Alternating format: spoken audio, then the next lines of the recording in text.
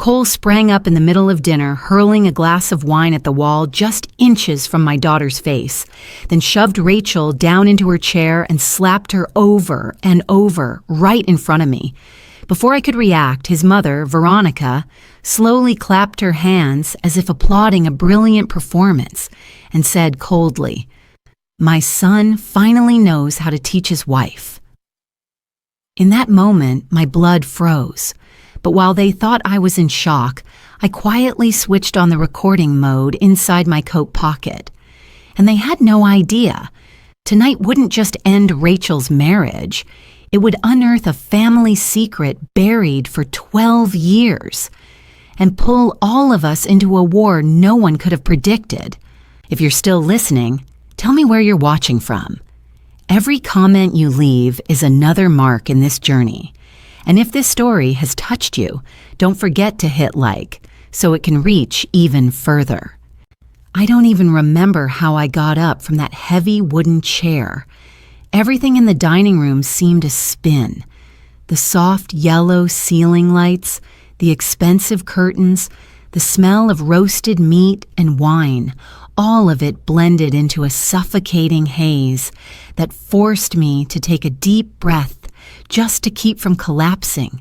I had seen plenty of violence in my years as an attorney, but never, not once, did I imagine witnessing my own daughter being slapped by her husband right before my eyes.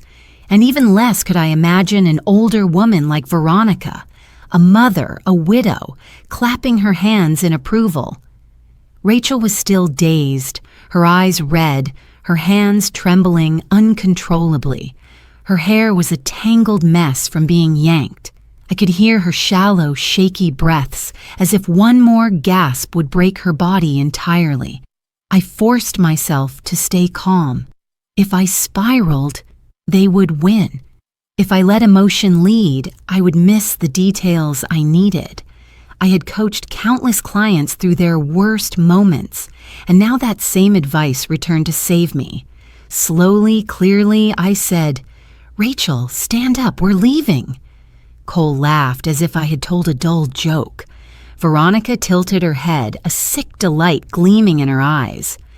"You think you can take her that easily?" she asked, voice dripping with challenge. I didn't answer. I simply placed my hand on Rachel's shoulder and pried Cole's fingers off. He didn't resist. Perhaps he thought I was just a 62-year-old woman not worth his energy. But he would learn, very soon, that he had laid a hand on the only child of a mother who would burn the whole world down if necessary. I guided Rachel out of that massive house, the same place I had once believed would be her safe haven. I remembered Veronica's words at the wedding. Our family always welcomes her. Looking back, it sounded more like a warning than a promise. As we stepped outside, Rachel leaned on me like a woman drained after battle. The cold air bit at our faces, our breath turning into white mist. I helped her into the car, shut the door gently, then hurried around to the driver's side.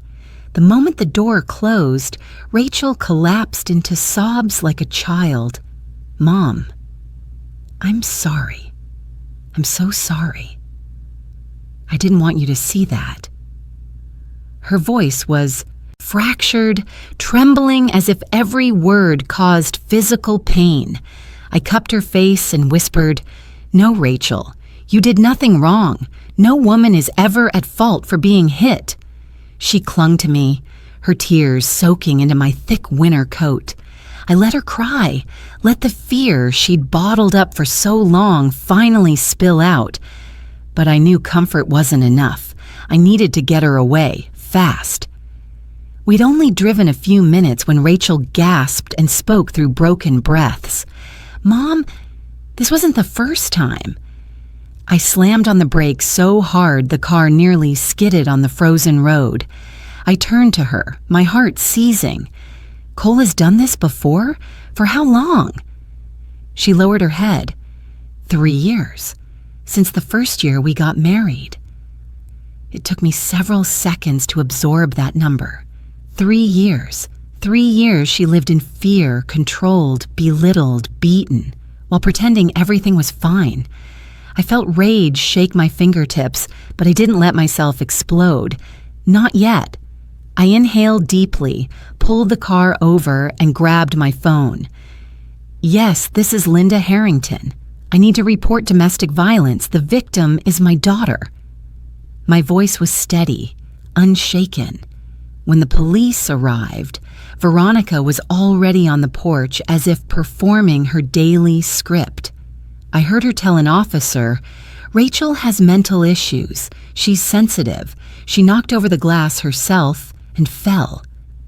I stood less than 7 feet away, stunned by how effortlessly she lied. Cole loomed behind her, feigning drunkenness, though I knew he was sober. An officer tried speaking to Rachel, but she was trembling too hard to answer. I stepped forward and handed him my phone. "Officer, I have evidence." Veronica shot me a razor-sharp look. She hissed, just loud enough for me to hear, "You're making a very big mistake, Linda." But I said only, "We'll see who's mistaken." Lieutenant Parker, someone I knew from past cases before I retired, listened intently to the recording. His face tightened at Veronica's "teach his wife" comment, then shifted toward Rachel's bruised cheek. He didn't say much. He just documented everything and instructed me to keep Rachel safe. "Linda, this case won't be easy," he murmured. "The Matthews family has influence, but hold on to every piece of evidence. I'll be in touch." I nodded. As the police left, Veronica gave me one last chilling stare. "You have no idea what my family can do." I didn't respond. I just held Rachel's hand and led her to the car. But inside, I knew. She wasn't lying. The Matthews family would strike back, and they wouldn't be gentle. That night, after Rachel fell asleep in her old high school bedroom, I sat alone in the kitchen.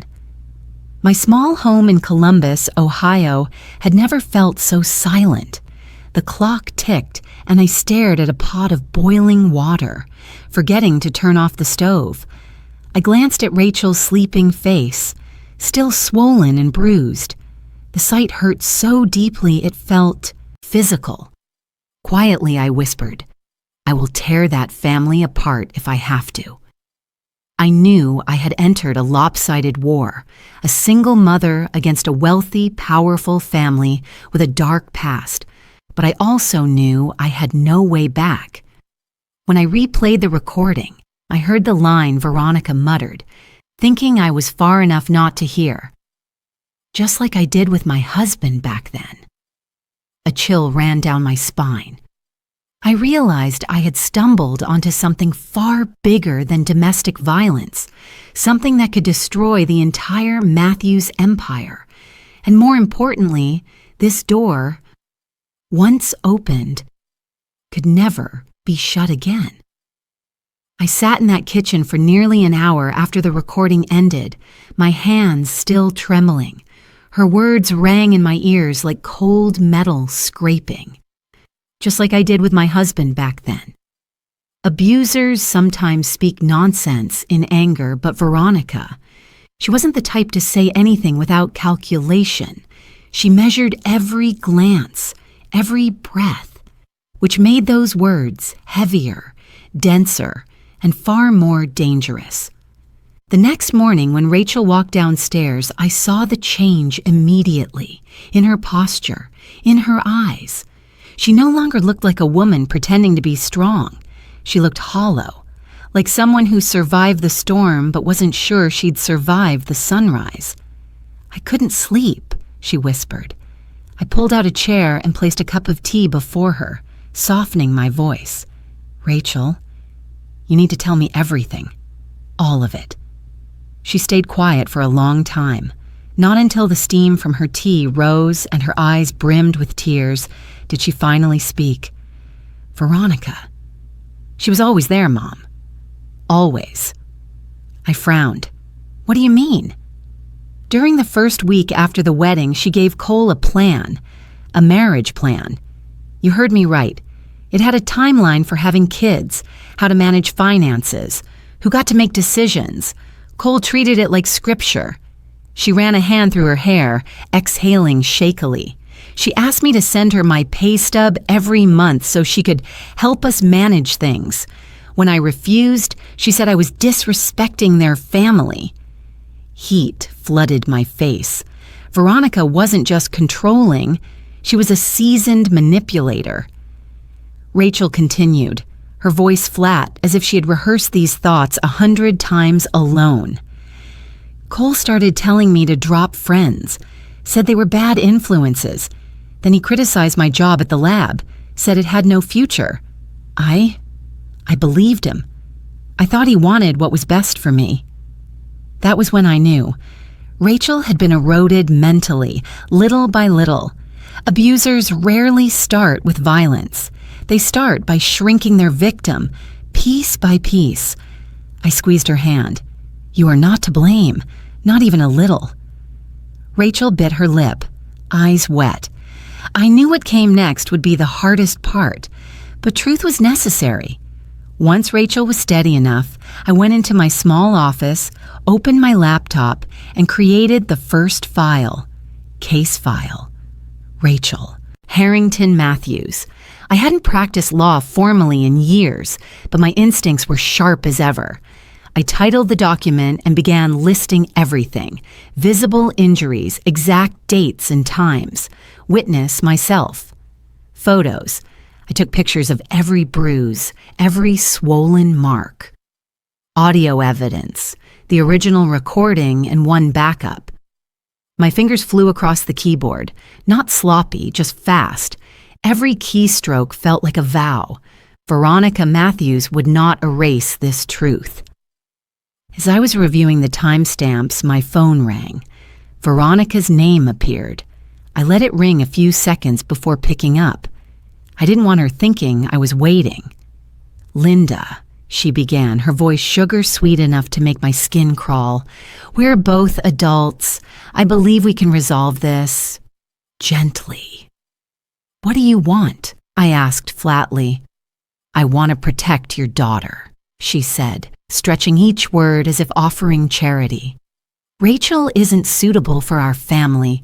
She's weak, emotional, and Cole, he's simply stressed. If you insist on escalating this, we will have to reveal some unflattering things about Rachel.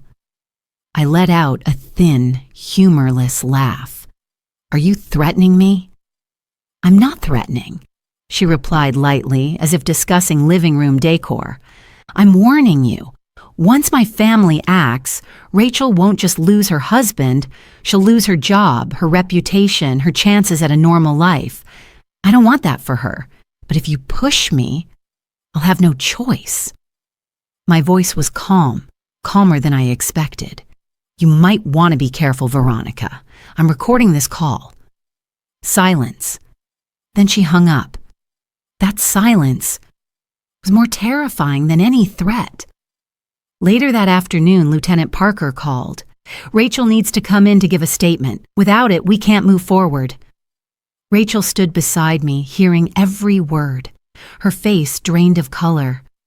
Mom, if work finds out, they'll judge me. The lab is downsizing. I can't lose my job. I held her shoulders gently. Don't worry about losing a job. Worry about keeping your life and taking your freedom back. But I knew that when a woman's spirit has been worn down for years, logic can't overpower fear. Rachel wasn't just afraid of Cole. She was afraid the world would turn its back on her the way Veronica had taught her from the start. No one will believe you. That invisible pressure kills confidence faster than any slap. That evening, after Rachel went upstairs to rest, I heard a car stop in front of the house. I opened the door and saw Veronica standing there in her expensive fur coat, her face calm as if she were visiting a neighbor. I warned you, Linda, she said bluntly. You're ruining that girl's life. My son just needs time. Rachel is fragile. She imagines things. I folded my arms. What do you want here?" She stepped closer, lowering her voice. "My husband did not die of a heart condition." The word sliced through the air like a blade. I stood silent for several seconds, forcing myself not to react. Veronica gave a thin smile. He hurt himself with foolish decisions. Sometimes, women like us must protect our families at any cost, understand? "I didn't kill my husband," I said, "and I don't encourage anyone to do that." "Not everyone has the luxury of such morals, Linda," she replied. "My family survives because of difficult decisions." Then she left, the cold wind swirling behind her, as if the ground under my feet had cracked open. Rachel heard the last part of the conversation as she came down the stairs. She burst into tears, clinging to my shoulders. "Mom, I dragged you into all of this. I'm sorry." I placed my hand on her hair and stroked gently. "Don't apologize. I chose to stand with you, and I'm not backing down." But I knew I needed to prepare, truly prepare. That very night, I sent copies of the dinner recording, the phone call with Veronica, and my preliminary documents to an old colleague, Nora Campbell, now a federal prosecutor. I wrote only, "If anything happens to me, release all of this to the press." Nora replied immediately, "Understood. Stay safe." When Rachel fell asleep again, I opened my laptop and began researching the Matthews name.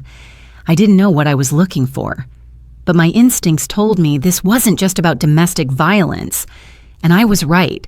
Page after page, document after document, murky charity networks, unusually large political donations, missing pages from Thomas Matthews's medical file 12 years ago. The more I read, the more I felt as though someone was standing right behind me. The darkness around this story wasn't just thick, it moved, and I understood. We weren't just fighting a controlling family. We were touching a deep pit that people had tried to bury for more than a decade. I stared at my laptop until my eyes burned, unable to look away. The documents I unearthed about the Matthews family chilled me, even though the kitchen still held the warmth of the earlier tea. Everything I had suspected about Veronica, her cruelty, her control, her coldness, was only the surface. What I was seeing now went far beyond anything I had braced myself for. The name Matthew Matthews, Veronica's late husband, appeared in the death records like a shadow no one had mentioned in years. A familiar face from old community work more than a decade ago, then suddenly gone. I remembered seeing his picture at Cole's house. A gentle middle-aged man with a strained smile, like someone trying to hide relentless exhaustion. I hadn't thought much of it then, but now... I opened the forensic report. The first line made me press a hand over my mouth to keep my breath from escaping. Multiple contusions inconsistent with accidental fall. Multiple bruises not consistent with a bathroom slip. Not one, not two. More than 8 bruises, in places no simple fall could cause, on his back, his arms, his lower abdomen, half-moon shapes like someone's knuckles had left the marks. None of this appeared in the report Veronica presented at the funeral. I swallowed hard. The next lines were like a knife cutting through the silence. Possible signs of struggle, signs of resistance. I closed my eyes for a second, then forced them open. I needed to stay sharp for Rachel. A handwritten note from the responding officer was attached. One line made my skin crawl. Neighbor reports loud argument night before death. Woman shouting, thuds. A major fight, followed by a death-ruled accidental bathroom fall. And the person who benefited most financially was Veronica. I read on. Widow requested immediate cremation, refused second examination. I pressed a hand to my forehead, trying not to tremble. Pieces were falling into place in a terrifying pattern. She controlled her family, controlled her son, controlled her husband's estate, and now she wanted to control Rachel's future, if I allowed it. I remembered the way Cole stiffened every time Veronica entered the room. His body went rigid, lips pressed tight, like a child caught doing wrong. Grown men don't fear their mothers like that, unless that control had been carved into their bones. Maybe that was why Cole believed controlling Rachel was normal. He was raised inside a cage, and men raised in cages rarely learn how to love, but understanding does not mean forgiving. I closed the laptop, stood, and gathered the entire stack of documents. I knew exactly what I had to do. Lieutenant Parker opened the door when I knocked. His face was tired, lined with years of long cases, but his eyes were still sharp, the eyes of a man who lived by principle and didn't bow to power. "I expected you to call in the morning," he said, letting me in. I couldn't wait. I placed the documents on his desk. "You need to see this right now." He read carefully, page by page. His jaw tightened. When he reached the neighbor's statement, he set the papers down and looked up. "Linda, do you know what you're stepping into?" "I do." "The Matthews family. They're not easy to take on. And Veronica is not just a controlling mother. She may be a killer." He was silent for several seconds, then said, "I'll open an independent investigation. We'll need witnesses, forensic review, and I'll find a way," I interrupted. "Just don't let them bury this." He nodded. "I promise." That promise meant more to me than anything. When I got home, Rachel sat at the dining table, her hands holding her head. The warm light softened her face, making her look younger, more fragile. She looked up. "Mom, where did you go? I was scared." I sat beside her and held her hand tightly. "Rachel, I need you to be strong.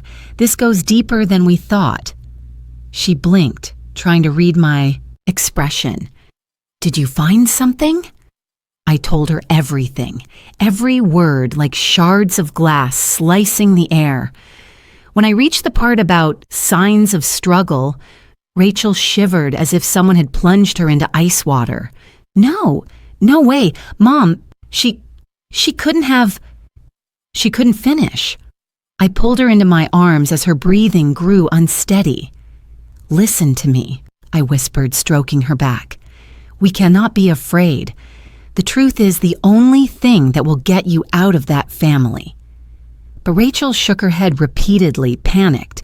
"Mom, if she killed her husband, she could kill us.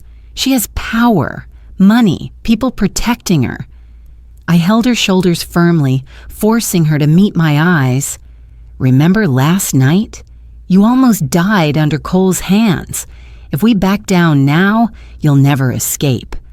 I would rather die than see you go back into that house."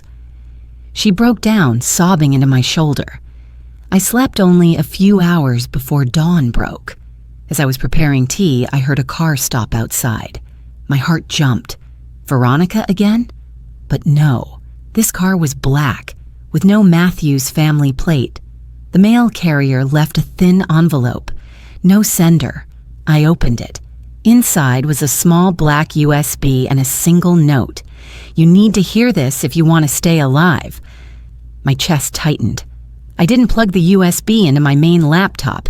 I used an old offline computer. The audio began to play, and I froze. The voice, I recognized instantly. Veronica, calm, cold, not a tremor of guilt, as if she were describing a flower arrangement. "He deserved to die. Long ago, I only gave him a little push. Men sometimes need to be reminded who runs things." I covered my mouth to stifle my breath. Rachel had come halfway down the stairs, heard me, and approached. "Mom." "What is it?" I didn't answer.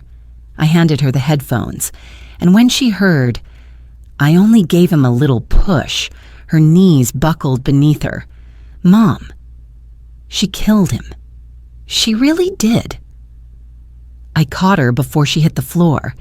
This is the evidence we needed, the only weapon strong enough to make her pay.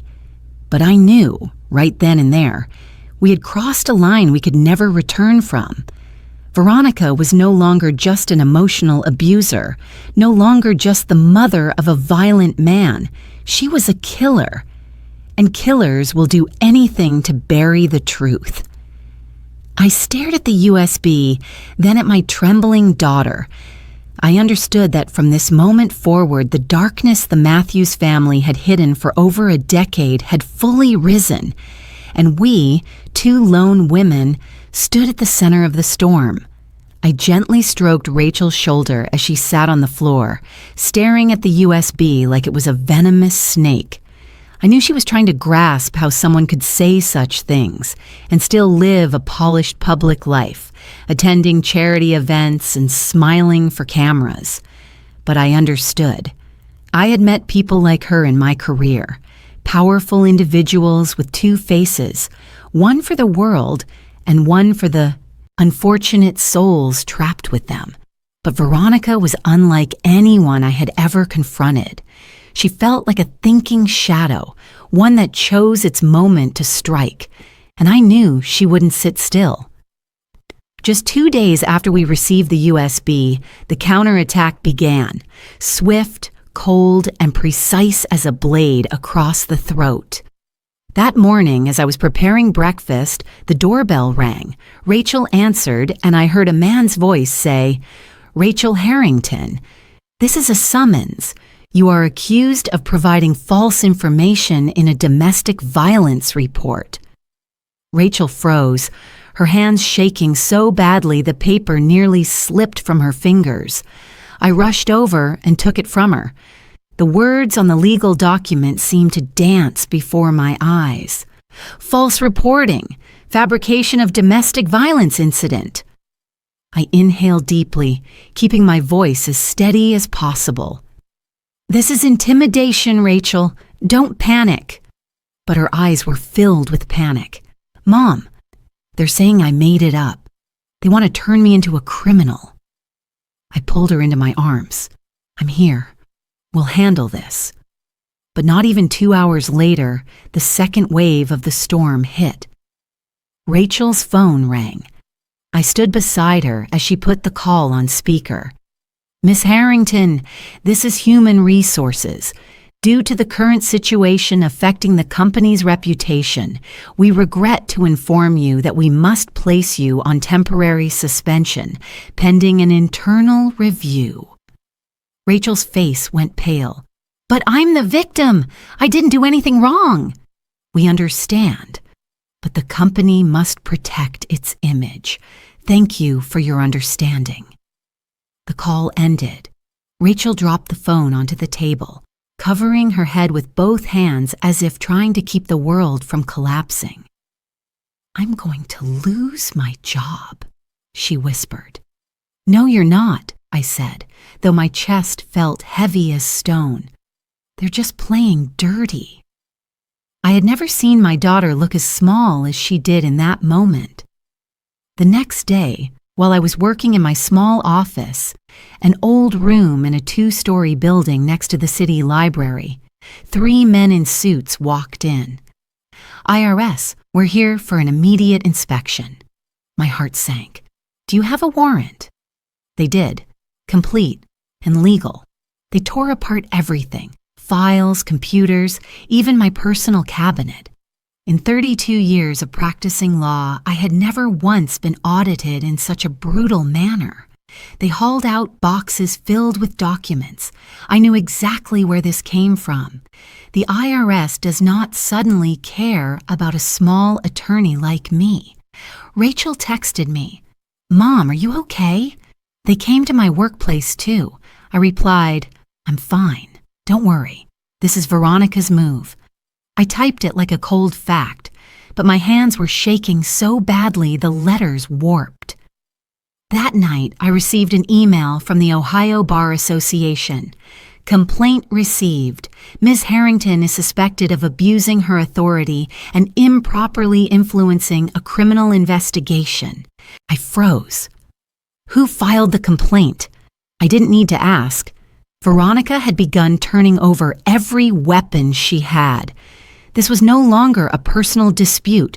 This was a war designed to destroy my career, my reputation, and my spirit. While I fought the silent attacks, Rachel faced something even crueler. Her friends, the ones who took wedding photos with her, attended every birthday, said they loved her like a sister, began pulling away. I heard a voicemail playing on Rachel's phone as I walked into the living room. "Rachel, I really don't understand what you're doing. Cole is a good man. You're ruining his career. We don't want to be dragged into this drama. Please don't contact us anymore." Rachel shut off the phone mid-message. "I don't have anyone left, Mom. They all believe him." I held her hand. "It's okay. You still have me." But I knew for someone young like Rachel, losing friends could hurt even more than losing a job. Veronica didn't stop there. Saturday morning, while I was taking Rachel for additional injury documentation, a post went viral online. A worthless gold digger used Cole to latch onto money and turned on him when it didn't work out. Failed at her job, so she fabricated abuse for a payout. The account posting it? Veronica Matthews, a woman in her 70s using social media like a sharpened weapon. Rachel cried right there in the car. "Mom, I'm done. I can't take this anymore." I cupped her cheek. "Rachel, this is exactly what they want, to break you so you give up." She had lost weight. Her eyes were sunken. Her hair was thinning from the stress. This wasn't just external pressure. It was a battle inside her own soul. And I understood then. The Matthews family didn't want to destroy her reputation. They wanted to destroy her belief in herself. The next day, I met with Lieutenant Parker at the station. He looked at me with a rare expression of sympathy. "Linda, I'll be honest," he said, handing me a cup of hot coffee. "The Matthews family has deep connections in this city. You're dealing with something bigger than you think." "I know," I replied, "but I'm not withdrawing the report." He nodded. "I'll support you as much as I can within the boundaries of my job, but you need to prepare for more hits. This is just the opening act." I understood. I'd been in the field long enough to know that when the powerful are cornered, they strike back, by any means, legal or not. When I got home, I opened my laptop and began writing. Not legal briefs this time, but an event journal, documenting every threat, every call, every detail Veronica tried to bury. In my profession, when you fear being railroaded, there's only one way to survive: record everything. I wrote until the clock struck 3 a.m. I wrote until my hands hurt, until I heard Rachel crying softly in her room. When I finally set down my pen, I knew this was only beginning. Veronica had only used her left hand. She still had an entire arsenal waiting. I turned off the lights and stood at the window overlooking the dark yard. A cold wind shook the branches. I felt as though someone was watching us from the shadows. I took a deep breath, clenched my fist, and whispered, "If they want a war, I'll show them what a mother can do when her child is pushed to the edge." 'Cause I knew the real battle had only just begun. I still remember clearly the morning I decided to dig deeper into the death of Mr. Matthew Matthews. While making coffee, I opened the documents I'd photographed from the county's public records, the ones Veronica surely assumed the world had forgotten. But when I enlarged the scanned pages, something made my pulse tighten. There was mention of an old will, but not a single line about a newer one. That was far too strange for a man with his level of wealth. I called the county records office and asked casually, For the Matthew Matthews case, where is the 2011 will file? The person on the other end paused so long I thought the line had dropped. Ma'am, no will was ever filed. I knew that couldn't be true. A wealthy man active in the community dying suddenly would absolutely have left a will, at least a draft. But the file was blank, no trace, no copy. There was only one explanation. The will had been deliberately removed, and I didn't need 3 guesses to know who benefited most. That afternoon, I drove to a place I had long avoided, Maplewood Lake, where Mr. Matthews supposedly slipped and fell before losing consciousness. I stood before the still water, reflecting the gray sky, trying to imagine a healthy, middle-aged man simply losing his footing on such a harmless stretch of rocks. Nothing about the setting suggested danger, only silence. I didn't know how long I stood there before a voice behind me said, "What are you looking for out here?" I turned. A man in his 50s wearing a ranger uniform leaned against the wooden railing near the water. "I'm just trying to understand what happened here years ago," I said honestly. He studied me, then exhaled. "I remember him. Matthew Matthews. I was first on site after the call came in." I steadied myself. "Did you see anything unusual?" He bent and snapped a dry twig in half.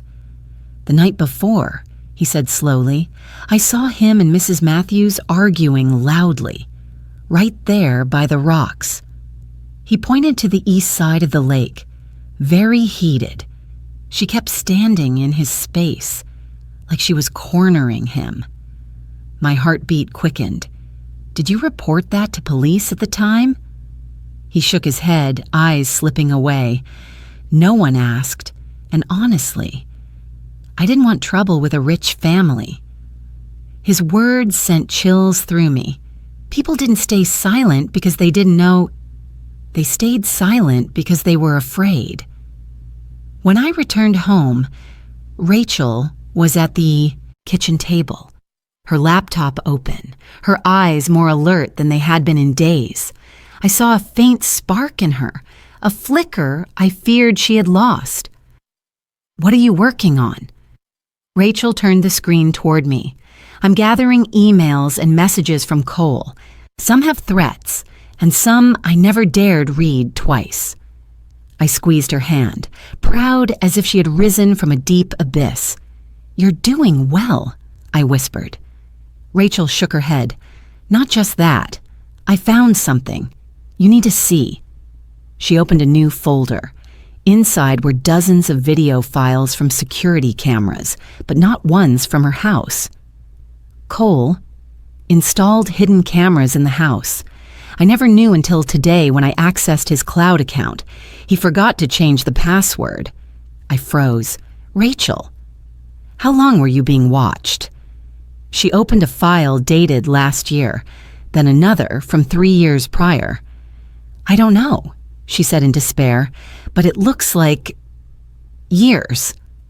I covered my mouth, not from shock, but from choking fury.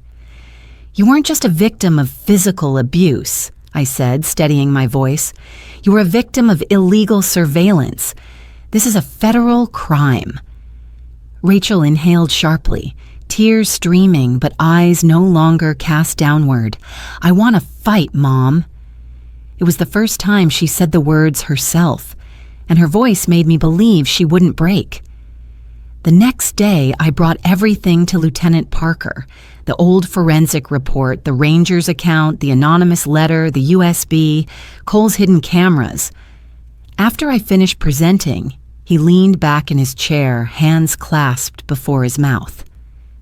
"Linda," he said gravely, "this is no longer a suspicion. This is a homicide case with clear signs of cover-up." I nodded. "I know. And I need you to understand, you're on the right path. But the closer you get to the truth, the more dangerous it becomes." I met his eyes steadily. "I accept that." Parker took a deep breath and turned on his recorder to formally begin assembling evidence. I knew at that moment everything had crossed into a threshold we could never return from. That night, while I was typing more entries into the event journal, a faint metallic sound echoed from the back door. Rachel was asleep. I walked quietly down the stairs. The porch light cast a dim orange glow across the kitchen tiles. The back door was ajar. My lungs tightened. "Hello," I called out, but no one answered. I turned on every light in the house, checking room by room, window by window. Nothing was missing. There were no signs of theft, only a small piece of paper placed neatly on the kitchen counter. Only 3 words written in black marker: "Step back." I lost my breath for a few seconds. A coldness spread from the back of my neck down my spine, as if someone had placed a hand on my throat. But that fear didn't weaken me, it only made me angrier. The next morning, Rachel saw me installing an extra safety lock on the back door. "Did something happen, Mom?" I didn't lie. "They pried the door open last night, didn't take anything, just a warning." Rachel panicked and wrapped her arms around me. "Mom, we have to stop." I placed my hands on her cheeks. "Rachel, if I step back, who will save you? Who will stop them from doing this to someone else?" She froze, and in her eyes I saw fear and respect blending together. "Aren't you scared?" "Of course I'm scared," I said honestly, "but fear isn't a reason to give up." I called Parker and reported the incident.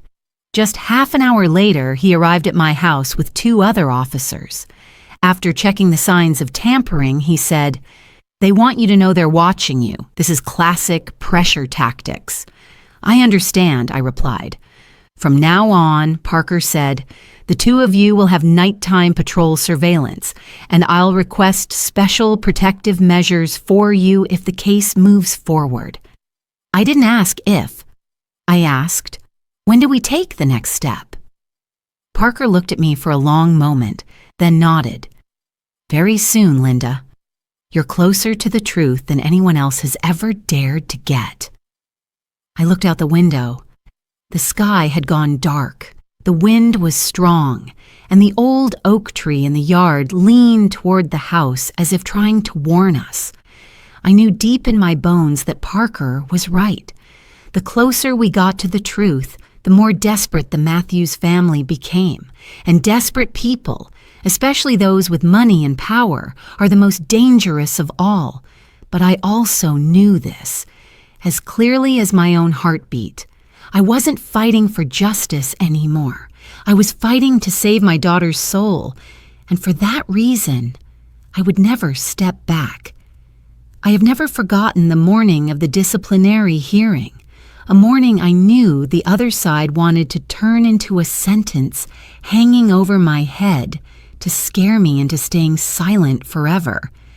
The Ohio Bar Association headquarters always felt formal, but that day it felt larger, colder, full of watching eyes.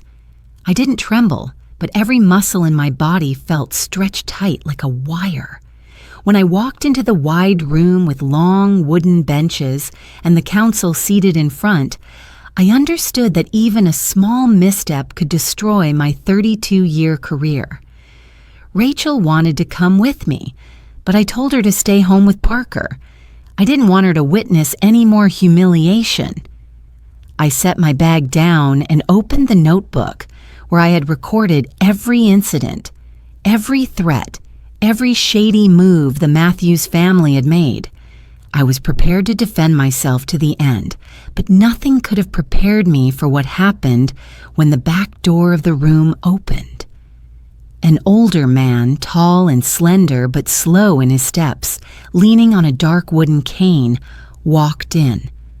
Light from the window fell across his face, a face I felt I had seen before, half hidden in an old photograph. The man stopped in the center of the room, seemed to gather his breath, and spoke in a hoarse but firm voice.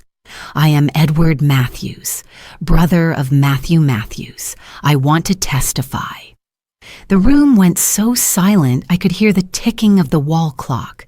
The council members turned to look at one another, then at me, as though wondering if this was something I had orchestrated. But I was more shocked than anyone. The name Matthews, that family name, was the very thing Veronica had always guarded like an impenetrable fortress.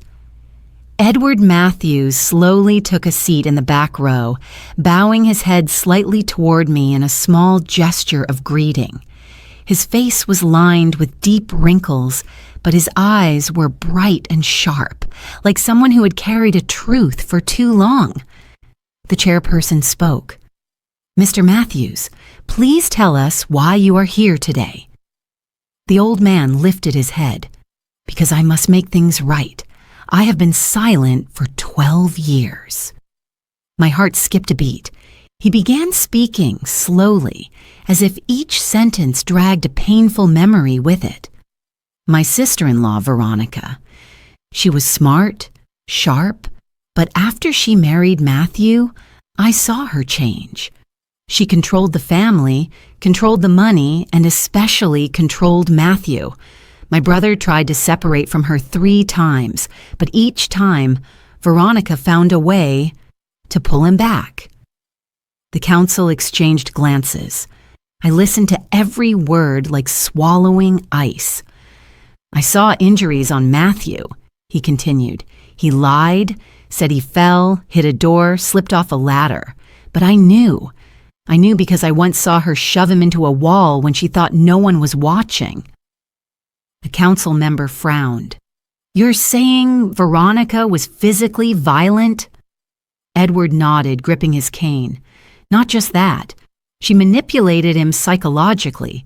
She made him believe that leaving her meant losing everything, his son, his company, his reputation, and she really had the means to make that true." I clenched my hand slightly as I listened, not surprised, not startled, just hearing the confirmation of what my instincts had long whispered. The night Matthew died. Edward took a long breath, his gaze drifting far away, back to Maplewood Lake that night. "He called me an hour before. He said he had found a lawyer and was going to file for divorce. He wanted to protect Cole. He wanted out." I held my breath. When I arrived, Veronica was on the porch. She coldly told me to go home. The next morning, Matthew was dead. She said it was an accident. "Did you believe it was an accident?" the chairperson asked. "From the moment I saw the bruises on Matthew's wrist at the funeral home," Edward said, voice shaking, "I knew it wasn't." Another member asked, "Then why did you stay silent for 12 years? Edward bowed his head, his shoulders trembling slightly. "Because Veronica threatened my family. She said if I opened my mouth, I would have nothing left in this world to hold on to. And when I looked into her eyes, I believed her."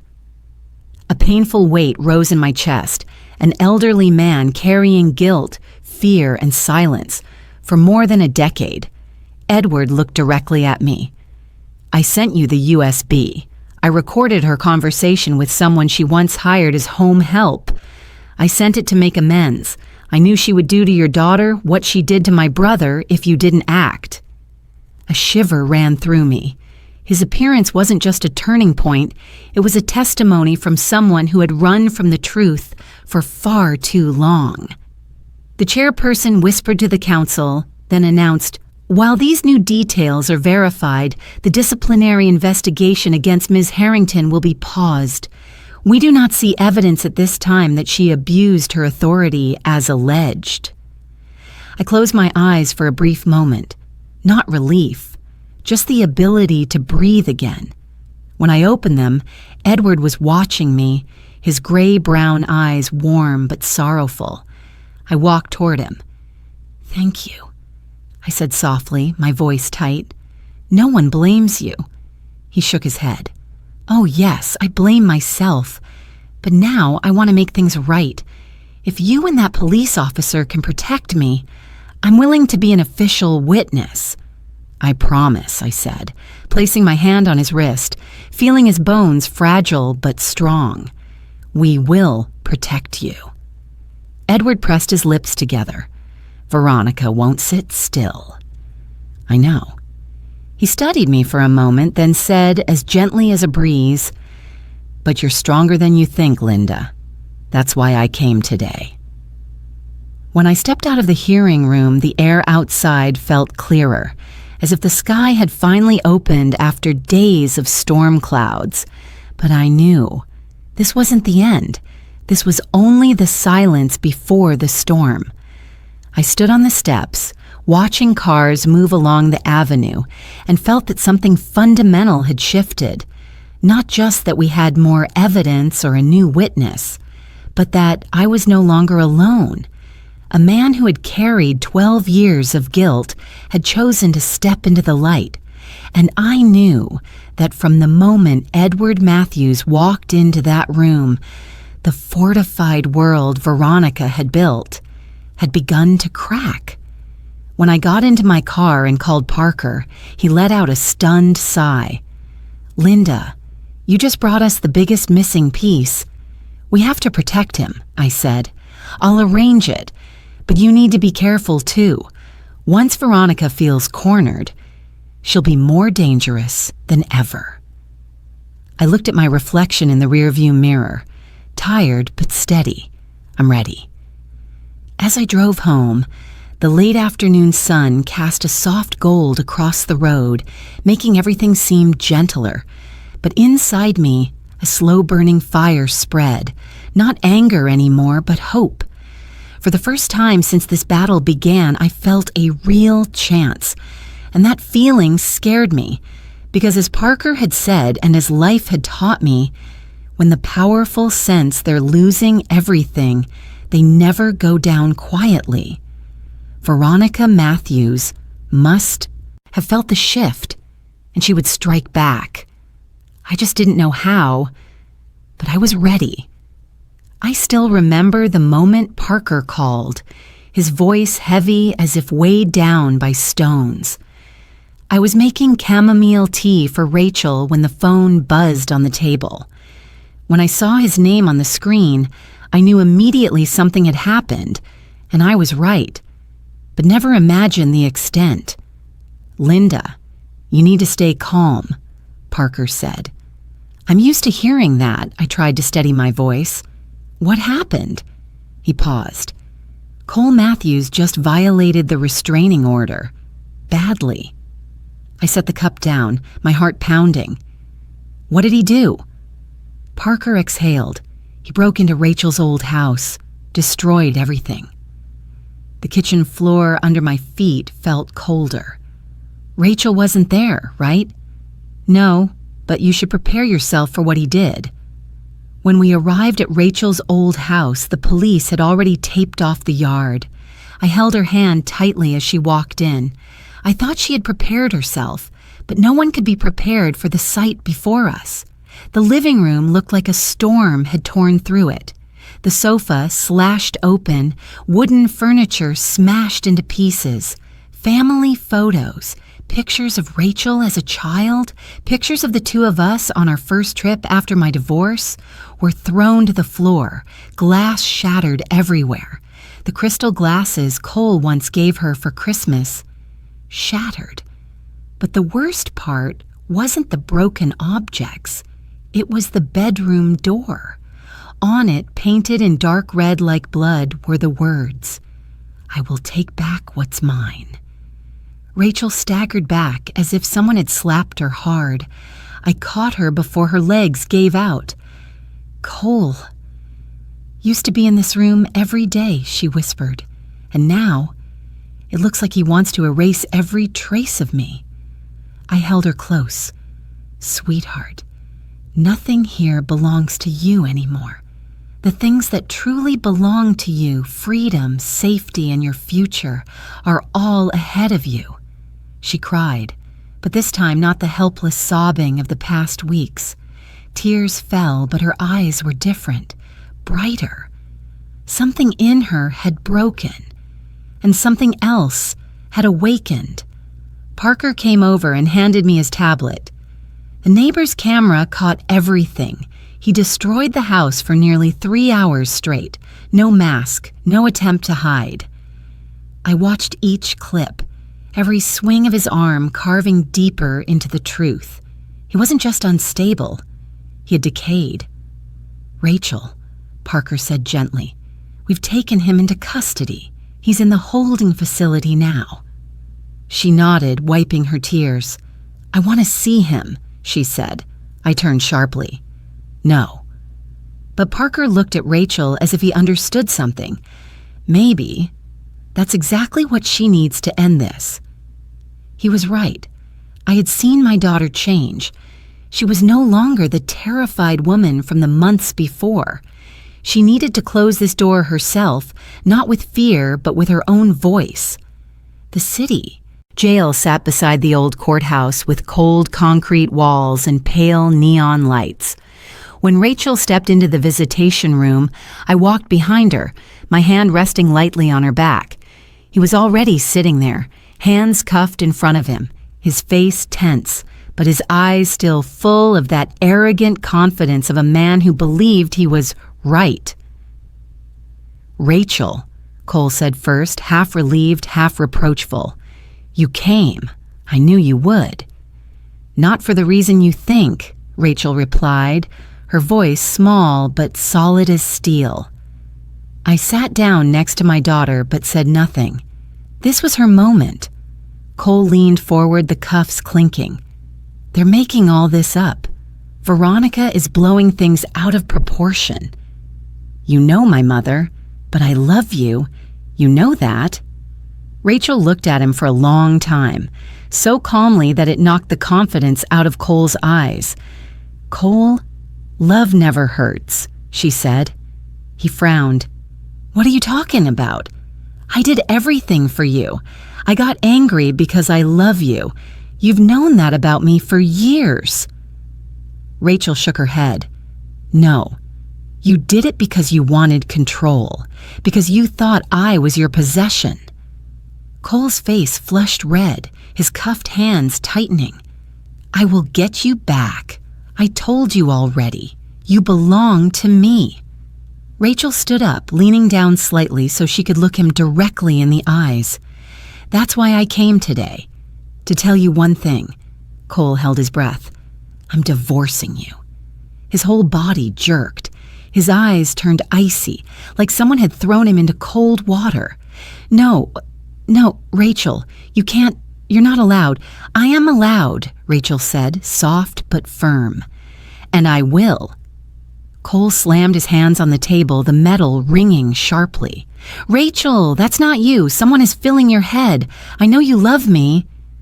"I used to think so," Rachel cut in. "But now I understand. Whatever that was, it wasn't love." There was a silence so heavy it felt like the air had hardened. Cole bent forward, breathing hard, like a man who had missed a step in the dark.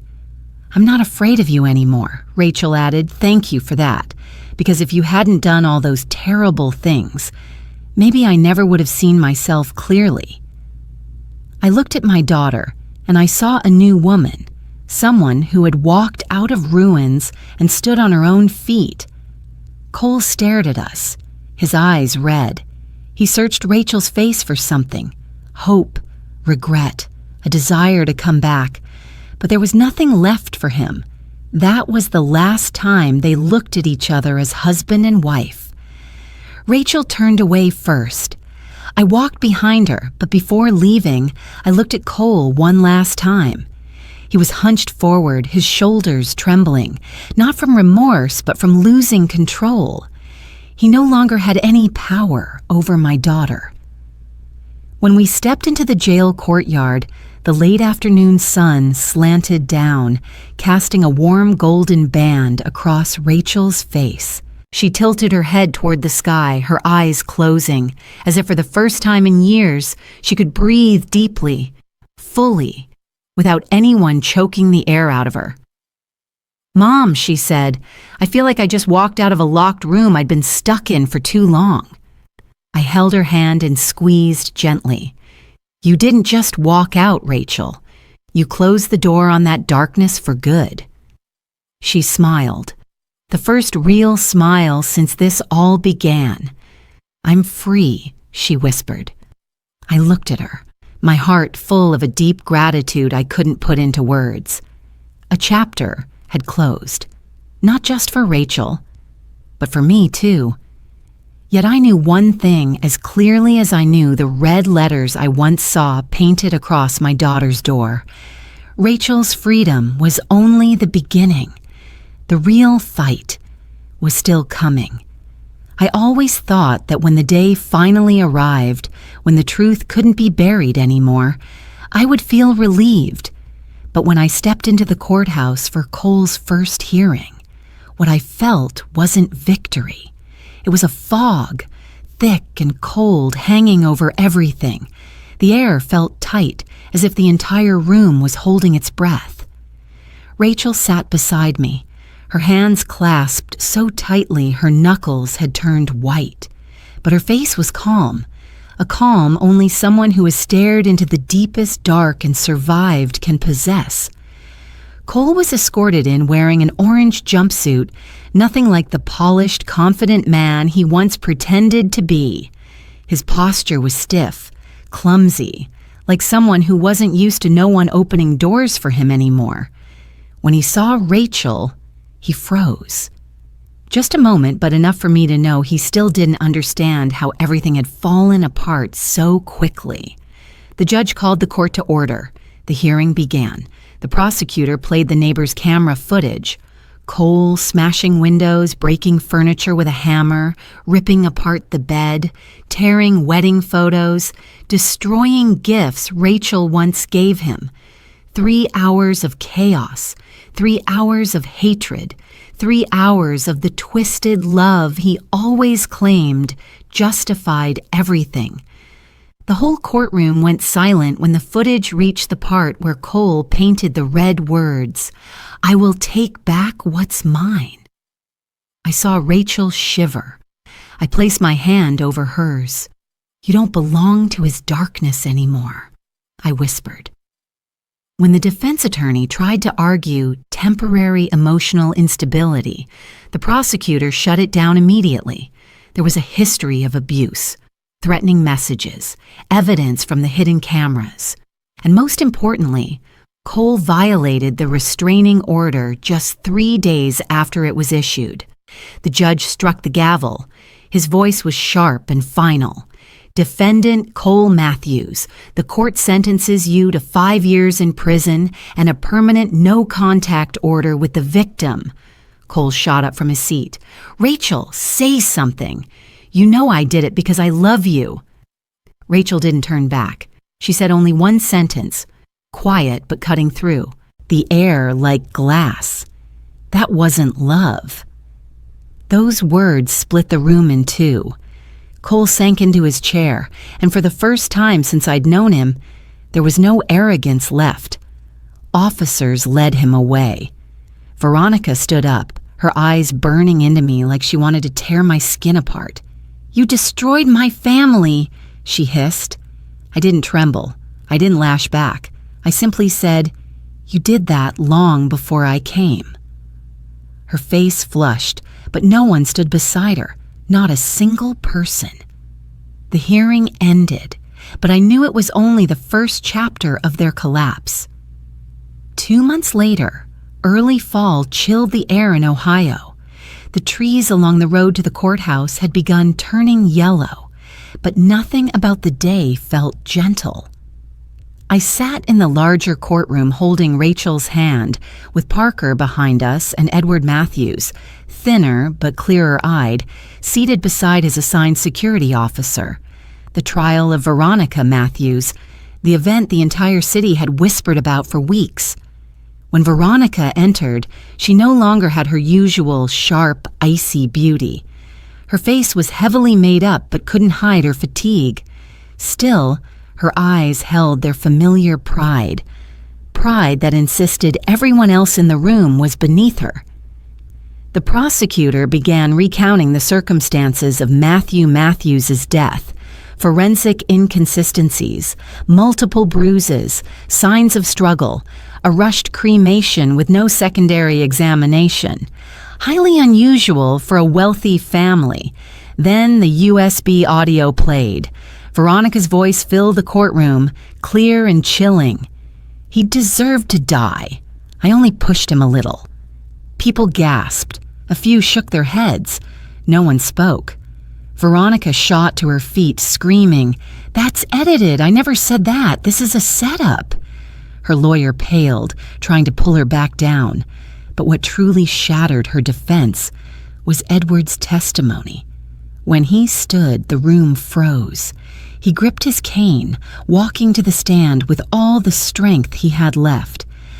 "I stayed silent for 12 years, he said, voice shaking but not weak. "But today, I'll tell the truth." He spoke of the injuries he saw on Matthew, the loud arguments neighbors had overheard, the time Veronica blocked him from entering the house with an expression that froze his blood. The phone call from Matthew the night before he died.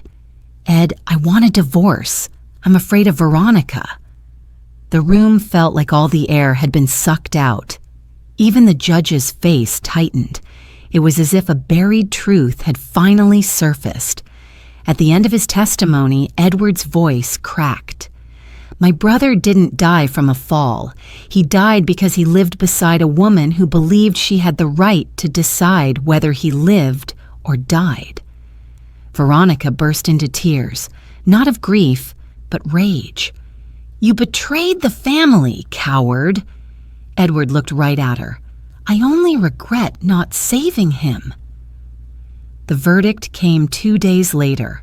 Veronica Matthews was convicted of second-degree murder and obstruction of justice. Sentence, 12 years in prison. She screamed as officers cuffed her. You ruined everything. I'll never forgive you." I looked at her calmly, not triumphant, not smug, just honest. "Veronica," I said quietly, "I didn't destroy your family. You did."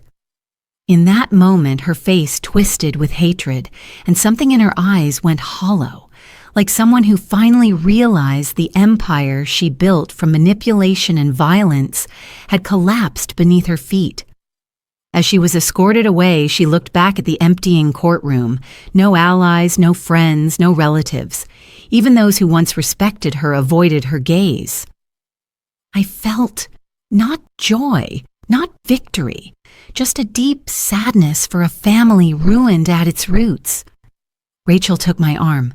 "Mom, why don't I feel lighter?" I looked at her and gave a small, sad smile. "Because this is a tragedy, sweetheart. No one wins when a family has been broken for so long." She rested her head on my shoulder, and for the first time in a long time, we stepped out of the courthouse under a sky that was truly blue.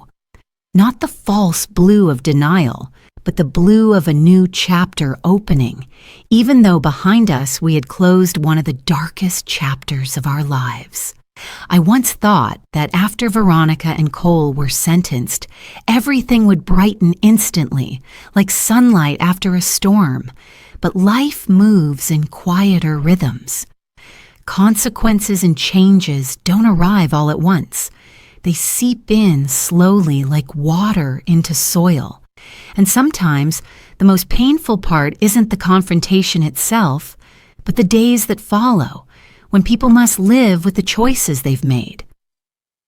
One late fall morning, while I was making breakfast, Rachel walked into the kitchen with an envelope in her hand.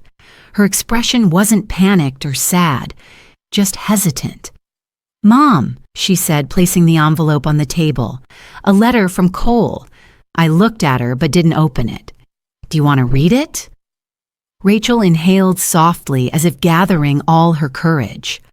"I already read it, last night." I waited. She sat down across from me, her hands clasped together but no longer trembling like before. "He apologized," Rachel said. "Cole wrote that he finally understood why everything happened. He said growing up in that kind of environment made him believe control was love, jealousy was protection, and violence was a solution. He admitted he never truly knew what healthy love looked like. She paused for a moment, then concluded, but he also wrote that if I forgave him, he could change. And She lifted her head and looked at me, her eyes clear. I don't want to go back. I nodded. You don't have to forgive someone to be free. I know, I'm keeping the letter as a way to close the chapter, but I won't respond. I couldn't have been prouder of my daughter. News that Cole had written an apology reached Parker and even Edward. Everyone saw it as a good sign, not because they wanted Cole and Rachel back together, but because when a toxic man finally recognizes his own destruction, it usually means he no longer has the strength to hurt anyone else.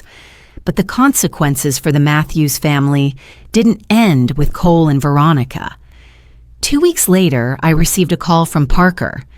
Linda, you need to hear this, he said. From Edward's testimony from the USB and from the financial documents the prosecutor had collected, the investigation expanded to other members of the Matthews family, those who had helped cover up Mr. Matthews' death or benefited from Veronica's wrongdoing. The cousin, a family member who secretly used company funds to hide assets. Another cousin who provided false testimony 12 years ago. One by one, they were called in for questioning. No one was arrested yet. But the shadow of truth had begun to fall over them. The Matthews empire did not collapse in a single day. It cracked, slowly and steadily, until everyone could see how rotten it truly was. But during that time, Rachel's life was healing like a lake settling after a storm. The day she received an email from an old friend, someone from the group who had once shunned her when the scandal broke, she simply read it silently, then handed it to me. Rachel, I'm sorry. I believed the wrong people. I joined in the cruel things said about you. I hope someday you'll allow me a chance to make it right. The next day, someone else messaged her, then 2 more. Then a group of friends invited her for coffee, not to check in with judgment, but with genuine sincerity. Rachel didn't immediately embrace them. She had grown. She now knew how to choose who deserved to walk beside her. The old house, the one Cole destroyed as if he wanted to erase Rachel's existence, was sold in just 6 days. Many friends asked why she didn't renovate it or stay to overcome the painful memories. Rachel only gave a sad smile. I don't want to live inside 4 walls that once trapped me. And I understood. Honestly, I didn't want her going back to a place that had eroded her freedom day by day. Rachel's new apartment was on the 4th floor of a bright building. Morning sunlight streamed through the wide window, spreading across the walls like a pale yellow cloth. I watched her arranging her belongings, the flower vase, the bookshelf, the green ceramic cups I had given her, and I realized, for the first time in a very long while, that her shoulders were no longer pulled tight in defense. My daughter was living, not merely surviving. And Veronica. The news of her stroke came to me on a weekend afternoon. Parker called, his voice low. She collapsed in her cell. A stroke. She survived, but half her body is paralyzed. I went silent. Rachel was making tea and turned toward me, worried. Mom, what's wrong? I sat down. Veronica had a stroke. Rachel said nothing. After a moment, she set the teapot on the table and exhaled softly. I'm not happy about it, she said, and I don't pity her either. She looked up, her eyes not hateful, just accepting. I just feel it's fair. Everything fell back into place in the end. I held her hand, and in that moment, I understood what I had always believed throughout my years as a lawyer. Cruelty destroys itself. We don't need to retaliate. We don't need to inflict more pain. The damage people like Veronica create usually circles back in ways no one predicts. In the days that followed, my home had more peace than ever. Morning bird song, Rachel reading in the armchair at night, sometimes resting her head on my shoulder like when she was little. We cooked together, tended the garden that had been neglected through months of exhaustion. No pounding on the door at midnight, no threats, no eyes watching from the dark, just quiet. A quiet I once believed I would never experience again. One afternoon, while Rachel was tending the balcony plants, she turned back to me and smiled. "Mom, we can breathe now." I nodded. I didn't say anything. Sometimes words cannot keep up with the feelings inside. Yes, we could finally breathe. Not because we had won, but because no fear was gripping our throats anymore. Life didn't become perfect, but it became right. And for me, that was enough. If there was a moment in my life that made me stop and take a deep, slow breath, it was the morning Rachel walked out the door wearing a pale blue blouse, her hair tied neatly back, holding the new bag she bought with her own salary. Her eyes were bright, truly bright, something I hadn't seen during the years she lived with Cole. The brightness of someone who had stepped out of a windowless room and realized the sky was wide. "I'll be okay, Mom," she said with a smile that wasn't forced. I nodded, standing on the porch, watching her descend the steps. No more darting glances, no more shrinking posture. Rachel was walking the way she used to as a child, soft but steady, as if the world beneath her feet finally had space for her. She'd found a new job at a medical research center, where people greeted each other with smiles, where supervisors didn't need to shout to prove authority, and where Rachel first experienced something most people take for granted: respect. That evening when she came home, I asked, "How was it?" Rachel smiled, taking off her scarf, and said something that nearly brought me to tears. "I forgot what it feels like to be treated like a normal person, Mom." James Porter entered her life the way kindness often does, quietly, without drama, without the overwhelming intensity that makes people suspicious.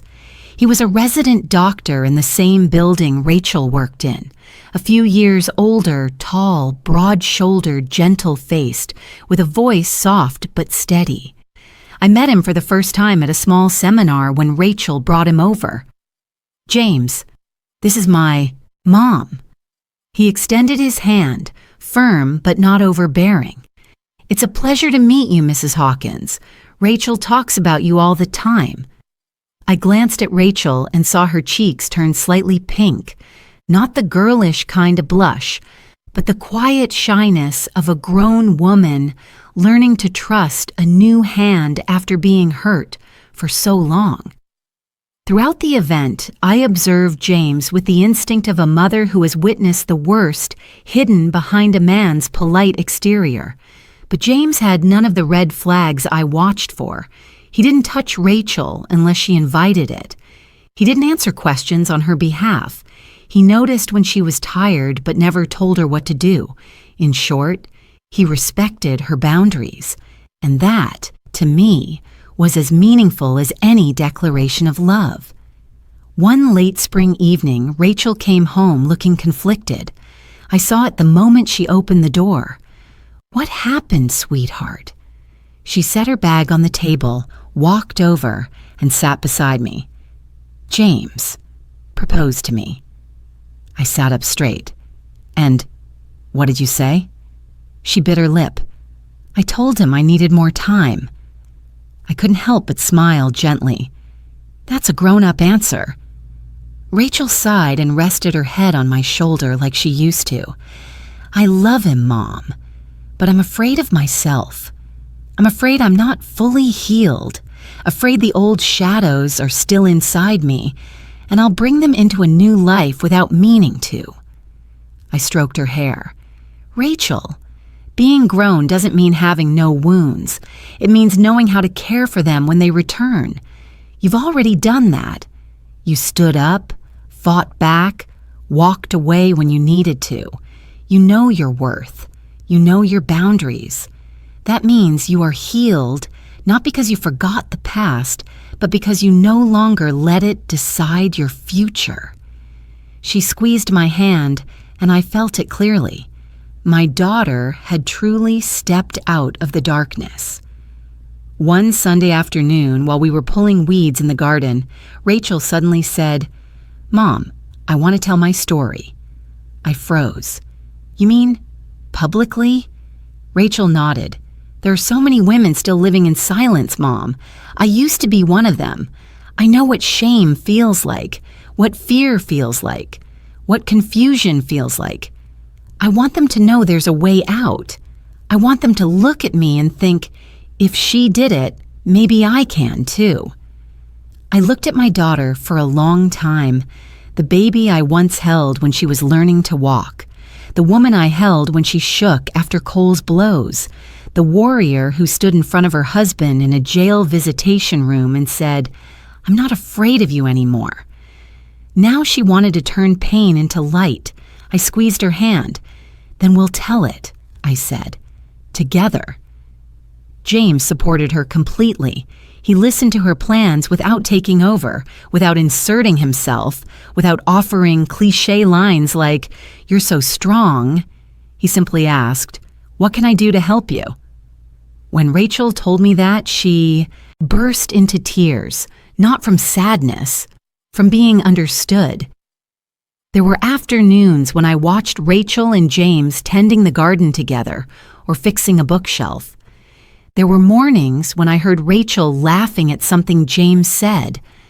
That laughter, I once believed I would never hear again, and in those moments I realized the future doesn't arrive in loud, triumphant waves. It comes quietly through small things: safety, peace, respect, kindness. Rachel had found all of that, and I, finally, felt my own heart loosen. One evening, as we sat on the porch watching the sunset, Rachel whispered, "Mom, I think I'm ready now." I knew exactly what she meant, and I smiled. "Then let the future lead the way." Rachel turned to me, her eyes shimmering the way they did when she was little. "Do you think I deserve happiness?" I took her hand. "You've deserved it for a long time, Rachel. You're only just beginning to believe it." That night, after Rachel and James left following dinner, I stood at the door watching them go, a peace settling in me so deep it surprised even myself. No more darkness hanging over this house. No more fear, no more threats, no more fighting alone. My daughter had been reborn, and somehow so had I. Our future wasn't a blazing, brilliant light, but a warm one, gentle enough to see the road ahead, steady enough to remind us every step was worthwhile. And for the first time in years, I believed we were not just surviving. We were truly living. I don't know what moment marked Rachel's clearest turning point. Was it when she bravely walked away from Cole? When she stood in front of the man who once paralyzed her with fear and said, "I want a divorce"? Or was it the calm moment she said she wanted to tell her story to help others? Maybe all of them. Or maybe it was that quiet morning when I opened the door to my study and found Rachel at her computer, shoulders relaxed, her gaze steady, as if she were finally doing something that belonged to her more than anything else ever had. "Mom," she looked up, her eyes naturally bright, "I think I'm going to start a blog." "A blog?" I asked, walking closer. Rachel nodded and turned the screen toward me. The website was empty, only one simple title at the top. "Finding Myself Again, Han Trin Tim Lai Chin Ming." I read each word slowly. No embellishment, no dramatics, just a gentle but weighty declaration from someone once broken who had now chosen to stand tall again. I want to tell the truth, Rachel said, her voice soft but steady, not to get revenge, but so that someone, just one person, might see the door I once couldn't see. I placed my hand on her shoulder. Then right, Rachel. You didn't just survive. You won. Her first post went up that evening. Within hours, the first comments appeared. Messages from strangers, mostly women, many using pseudonyms, some leaving only a heart, but enough to show me her story had not disappeared into the void. An email arrived after midnight from a woman in Michigan. I've never dared tell anyone that my husband controls my phone, my money, even my clothes. When I read your story, I saw myself. Thank you for speaking out. The next morning, 3 more emails, then 10, then 50. Rachel read each one, and every time she finished, she sat quietly for a moment, as if gathering the pain of others into her chest to understand, to share, to make sure none of it was overlooked. Watching her, I saw a woman whose personal suffering had become a fire, not to burn herself, but to warm others. As for me, I continued my work as before, but something fundamental shifted. My name began reaching women who saw me as a safe place. One young woman walked into my office on a Friday afternoon. "Mrs. Hawkins," she said, her hands clasped tightly, "I read your daughter's blog. I want to ask, do I have the right to leave?" Another called close to midnight. "I'm sorry to bother you, but I don't know who else to call. I'm no superhero. I don't have solutions for every kind of pain, but I know how to help them open the first door. The door leading out of the invisible walls that abuse builds." Rachel always said, "Mom, you were the foundation I stood on." But through this journey, I stood taller because of her, too. One early summer evening, Rachel walked into the living room with a manuscript nearly 200 pages thick. "What's this?" I asked. "My blog," she smiled, "but I think it needs to become something bigger." I smiled back, understanding immediately. "It'll be a book," I said. "Not just a book, Mom," Rachel said softly. "I want it to be a reminder for women who can't see a way out. I want them to know that the light doesn't disappear. Sometimes it's just hidden by someone else's shadow." I flipped through a few pages. There was Rachel's voice. Gentle, patient, braver than ever. Suddenly I said, "I'm writing too." Rachel turned to me, wide-eyed. "What are you writing?" "A memoir, but not about law or victories.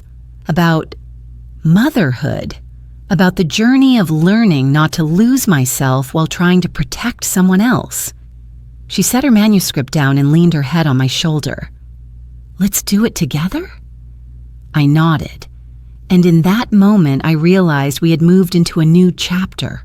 No longer survivors running from pain, but women standing still, facing it, then shaping it into strength.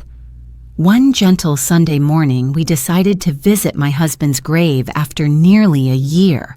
The cemetery was quiet, lined with maple trees, unmoving in the still air. I brought white lilies, the kind he used to buy me on days that weren't special to anyone but him. Standing before the headstone, Rachel bent down to place the flowers, her hand trembling slightly. Her voice was small but clear. "I'm okay now, Dad." A breeze lifted a few strands of her hair. Sunlight filtered through the trees, falling across her face, making her look both strong and pure. I placed my hand on her back, my chest tightening. "He's proud of you," I whispered. "Of both of us." We stood there a long time without speaking. In that silence, I felt my husband's warmth, as quiet, steady, and gentle as he had always been in our lives.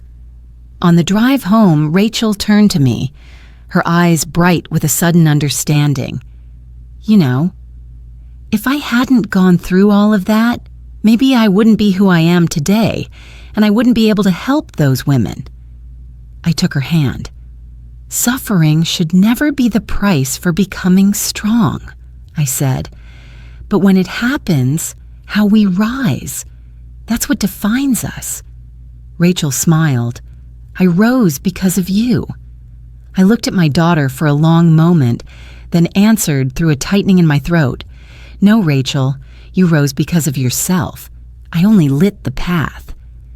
And for the first time in this long, winding journey, I realized both of us had found our new purpose, not to end a battle, but to begin a healing journey for others, a mission born from love, pain, and a light that even the deepest darkness could never extinguish. I spent nearly a year finishing the final draft of the memoir, a book I had first intended to write only for myself, but eventually realized it belonged to far more people than just me. It belonged to the women living in silence the way Rachel once did. It belonged to the mothers who had sat alone in the dark, breathless with worry because their daughters hadn't called. It belonged to those trapped in relationships where love had become nothing more than a mask for control and violence. The day I placed the last period on the manuscript, I reread the opening line, a sentence I had written with everything left in me after a long, exhausting but beautiful journey. If our story helps even one person, then all the pain was worth it. It wasn't poetic, it was the truth. A truth I had lived, witnessed, and chosen to believe in. Because in the midst of fear, in the cruelty of those who use power to harm, in the nights when I thought I would collapse, it was the understanding of strangers that kept us standing. Now I wanted to give that back to someone else. I dedicated the final chapter of the book to something I hadn't been able to say out loud for many years. That kind love is a right, not a gift. No one should have to endure, fear, or accept abuse in any form. No one should live under excuses like, I did it because I love you. And no mother should have to watch her child wither under a love that was never real. I wrote, you deserve kindness. You deserve a love that doesn't ask you to give up yourself just to survive. When Rachel read those lines, she didn't say a word. She simply walked over, wrapped her arms around me from behind, and rested her head on my shoulder for a long time.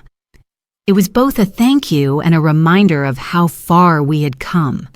Life after that was no longer loud, no more late-night phone calls, no more strange cars parked outside the gate, no more jolting awake at small noises. Rachel reclaimed her life, piece by piece, habit by habit, each morning with birdsong and a cup of coffee she made herself, each afternoon where she looked in the mirror and didn't see shame or fear. And I found the peace I had believed was lost forever. We kept our Sunday ritual, sitting in the garden, watching the sun sink behind the trees. In the early days, it was where we whispered about the pain. Now, it was where we revisited the past with a strange tenderness, not to forget, but to remember differently, softer, warmer, more grateful. I think I'm healed, Mom, Rachel said one evening as the wind carried the scent of lavender across the yard. I turned to her and smiled. You're not just healed, Rachel. You've bloomed. She laughed gently, her eyes shimmering as though they held the whole evening sky. The day my memoir was ready to send to the publisher, I sat before my computer and wrote the final note. Not a blessing, not a farewell, but a message for whoever would step into this story next, someone like you, listening to me recount this journey from beginning to end. I wrote, if you've read this far, where are you standing in your own story? What did this journey touch inside your heart? If you want to share, I'm here. I'm listening. because I know there are stories that just need a place to be spoken so they no longer stay buried in the dark. I added, "Thank you, whoever you are, for spending the time to walk with me and my daughter through each page. Not everyone has the patience, and even fewer have the courage to stay through a story like this. And that is the truth. Not everyone dares to stay until the end of someone else's wounds." I closed the manuscript and inhaled deeply. I had written it, and now, instead of leaving those words only inside a book, I want to speak them to you, the person hearing me in this moment. Please share your thoughts below or your own story if you feel ready. Hit like, subscribe, and turn on the bell so you can join me on more healing journeys. Thank you from the bottom of my heart for staying until the end. I looked up and saw Rachel standing at the doorway watching me with warm, loving eyes. "Mom," she said softly, "I'm proud of you." I smiled. My tears fell, not from pain or fear, but from knowing we had walked through a darkness so profound it once felt endless, and somehow we still made it here, to a place with light, with kindness, with peace. I close the story. I am Linda Harrington, a mother who saved her daughter, and a woman who found herself again. And if you're somewhere out there listening, remember that you too can find your light anytime, whenever you're ready.